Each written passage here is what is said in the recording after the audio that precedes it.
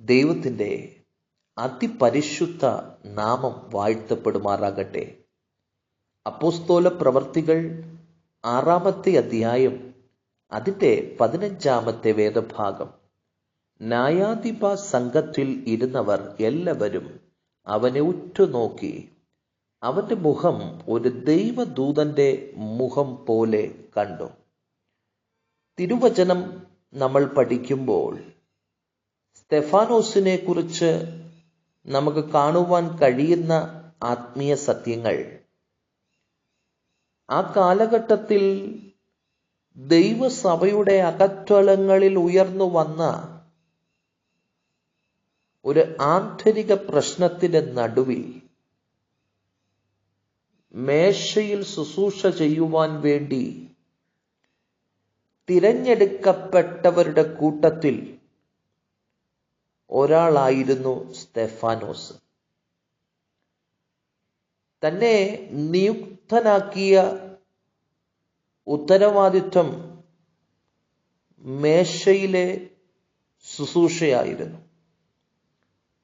എന്നാൽ 6-ാമത്തെ അധ്യായം 8-ാമത്തെ വേദഭാഗത്തിലേക്ക് വരുമ്പോൾ അതേ സ്തെഫാനോസ് കൃപയും ശക്തിയും നിറഞ്ഞവനായി ജനത്തിൽ വലിയ അത്ഭുതങ്ങളും അടയാളങ്ങളും ചെയ്തു എന്ന് രേഖപ്പെടുത്തിയിരിക്കുകയാണ്.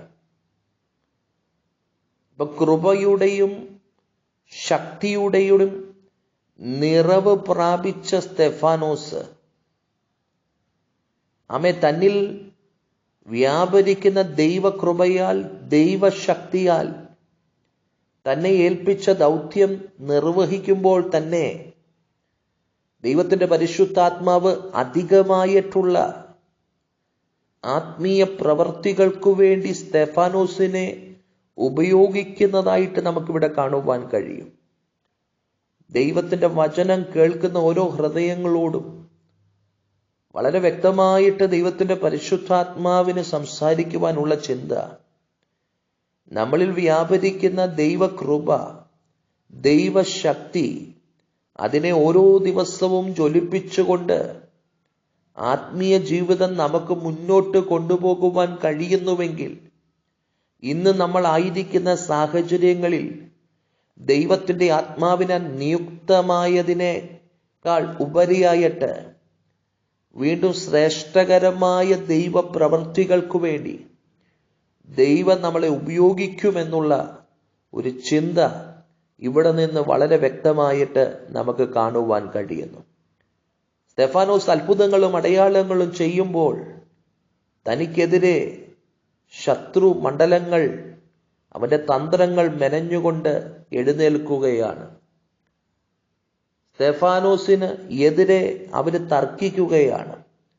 എന്നാൽ സ്തെഫാനോസ് സംസാരിച്ച ജ്ഞാനത്തോടും ആത്മാവോടും എതിർത്ത് നിൽക്കുവാൻ അവർക്ക് കഴിഞ്ഞില്ല എന്ന് അവിടെ രേഖപ്പെടുത്തിയിരിക്കുകയാണ്. തനിക്കെതിരെ അനേകം വ്യക്തികളെ നിർത്തിക്കൊണ്ട് തെറ്റായിട്ടുള്ള ആരോപണങ്ങൾ സ്തെഫാനോസിനെതിരെ തൊടുത്തുവിടുന്നതായിട്ട് നമുക്കവിടെ കാണുവാൻ കഴിയുന്നു. എന്നാൽ ഈ ആരോപണങ്ങളുടെ നടുവിലൊക്കെ നിൽക്കുന്ന സ്തെഫാനോസിനെ എല്ലാവരും ഉറ്റുനോക്കുമ്പോൾ തന്റെ മുഖം ഒരു ദൈവദൂതന്റെ മുഖം പോലെ കാണുകയാണ്. ആത്മനിറവിന്റെ ഒരു പ്രത്യേകതയാണ്. ആത്മനിറവുള്ള ഒരു വ്യക്തിയുടെ ജീവിതത്തിനകത്ത് ബാഹ്യമായി എറിയുന്ന കല്ലുകൾ അവനെ നിരാശപ്പെടുത്താറില്ല, അവനെ തലകുനിക്കാറില്ല. ആത്മനിറവുള്ളവൻ ആ പ്രതികൂല സാഹചര്യങ്ങളെയൊക്കെ അതിജീവിച്ചുകൊണ്ട് തൻ്റെ ആത്മീയ ജീവിതം മുന്നോട്ട് കൊണ്ടുപോകുവാൻ ഇടവരും.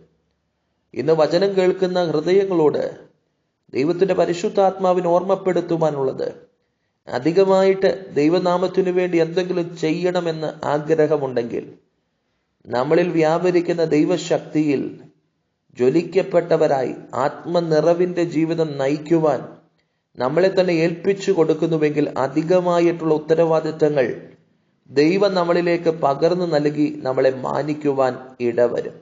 അതുമാത്രമല്ല, ഈ ലോക ജീവിതത്തിന്റെ പ്രതികൂലങ്ങൾ, ശത്രുമണ്ഡലങ്ങൾ, നിന്ദകൾ, പരിഹാസങ്ങൾ, അതിന്റെ നടുവിലൊക്കെ ക്ഷീണിച്ചു പോകാതെ ശ്രേഷ്ഠകരമായ ഒരു ആത്മീയ ജീവിതം നയിക്കുവാൻ നമുക്ക് കഴിയണമെങ്കിൽ സ്തെഫാനോസിന്റെ ജീവിതത്തിനകത്ത് ദൈവം പകർന്ന ആ ആത്മശക്തി, ആ ദൈവകൃപ, അതിൻ്റെ നിറവിന്റെ അനുഭവം, ആ അനുഭവത്തിൽ നമ്മളും മുന്നോട്ട് പോകുവാൻ ഇടവരണം.